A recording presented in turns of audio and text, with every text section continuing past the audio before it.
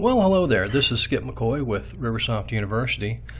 This segment is about hospice, billing, and reports. Riversoft Hospice features build on top of Riversoft's core features. All hospice visits are scheduled just like any other payer. Here's a schedule right here. There is one difference with hospice. On every single day, we need one visit in here that tells us the level of care they are receiving. That's covered in the very first hospice video. Supplies can be entered one at a time, and you do that just by right-clicking and choosing Create Supply, and you just choose right from your supply database. Go back there and show you now I got 2 supplies in there. Or you can use the import facility available from the Supply Item List Report. That's right here. What this does is we take a CSV file that you receive from your pharmacy that contains the hospice medication supplies, and we create supply items for all your clients for every entry in that file. The file has to have a certain type of columns, but it's pretty flexible. And of course, the clients in the file are referenced in the file, and the supplies referenced in the file have to exist in your database. But if they don't, you'll be told during the time of the import, and you can fix that at the time of the import. If you have any questions about how to import supplies, give us a call. We'll walk you right through it. But that's a real time saver, especially if you've got patients getting 20 or 30 supplies a month, and you've got 100 patients. It could really save you a lot of time. Okay, that's the supply import. So just like any other type of patient, hospice patients are scheduled, their supplies are entered. These are verified supplies and visits. And we created a special report for hospice so you could audit each episode so you could see what it's going to look like prior to the close. And that is called the Hospice Audit Report.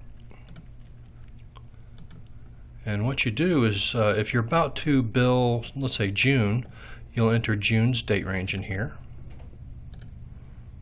because hospice is a monthly billed entity.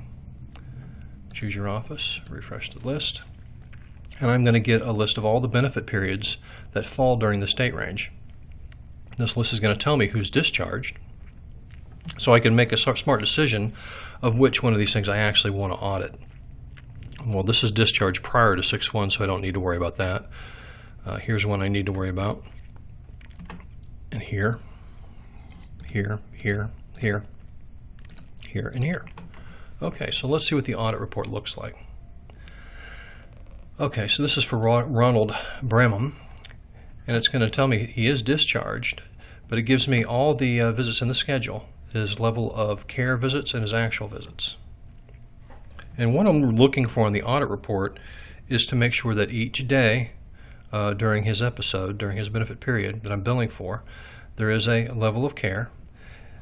I'm also looking to see that supplies have been entered, that care plans and verbal orders are signed, and I'm also taking a look here just to make sure that the actual visits done support the level of care.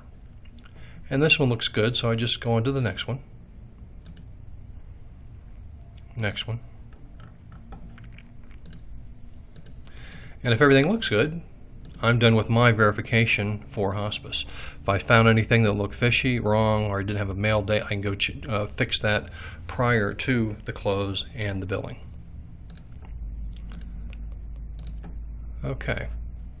Well, the next step would be my office is going to close the week. And if my office does more than just hospice, other people are probably going to be doing the billing, creating the invoices and claims for other payers.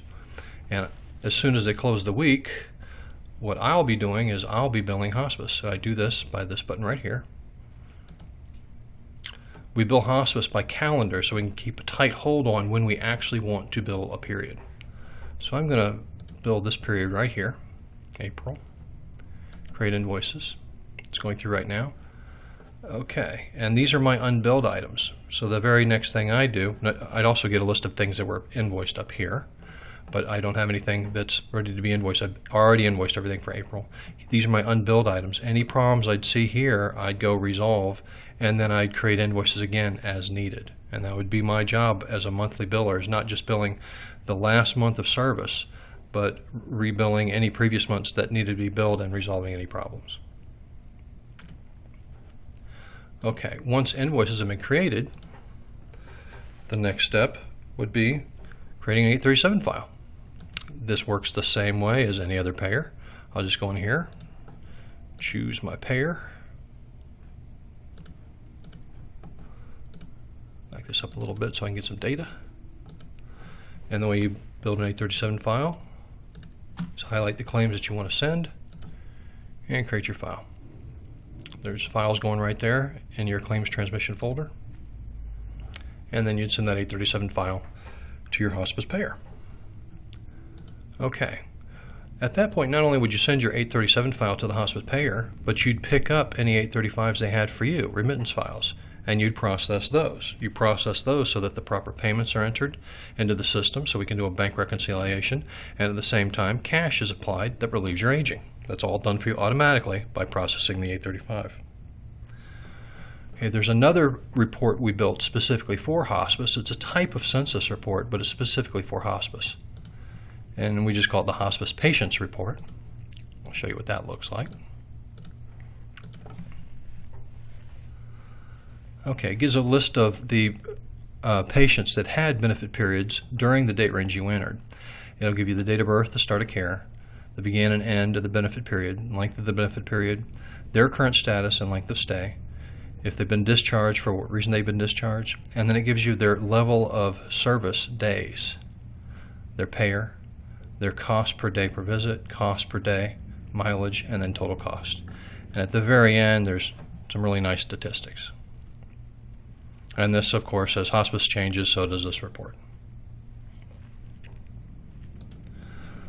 Okay, those are the features in Riversoft Office specifically for hospice. Like I said, everything else in Riversoft Office works for hospice. The hospice features simply build on our core features. Hope you enjoyed that. This is Skip McCoy for Riversoft University, signing off.